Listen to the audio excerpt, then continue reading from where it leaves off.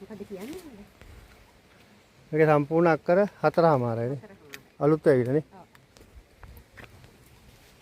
ඒක කියන්නේ.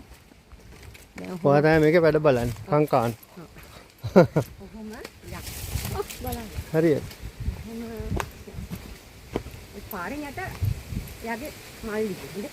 මේ උඩ ටික දෙන්නේ නේ. උඩ තමයි පාරෙන් උඩ තමයි දෙන්නේ ඔක්කොම. මේ පාර තමයි එන්න පාර තියෙන්නේ. අතර ඉන්නේ. පොර ගේන මෙතන තමයි බලන්න. හා.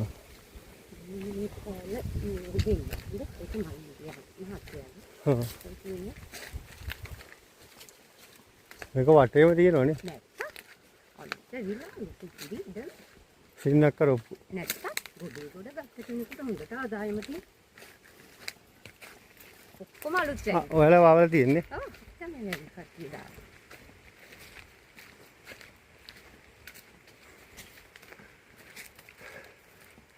මේක තියෙන ගාල්ලේ වඳුරම.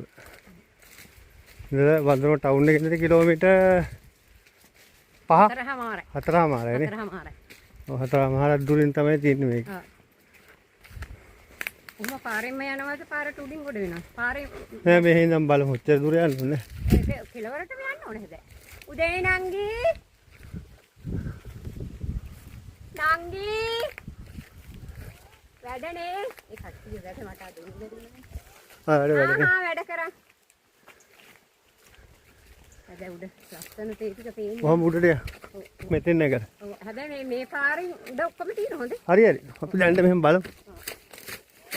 ඕ වැඩ කරන්න කැටිය මම මේ ඉඩම බලන්න ආවේ. ඉඩම පෙන්නන්න ආවේ.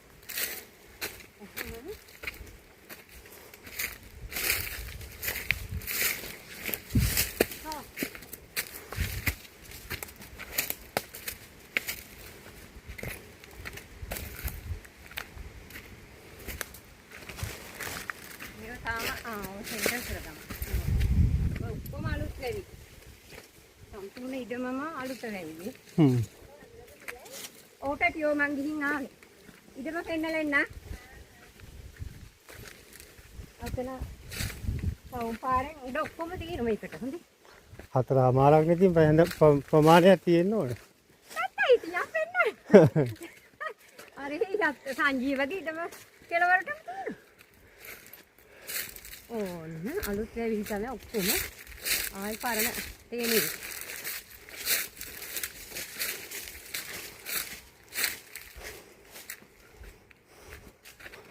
අක්කර පහක් වෙනකොට ලොකු ප්‍රමාණයක්.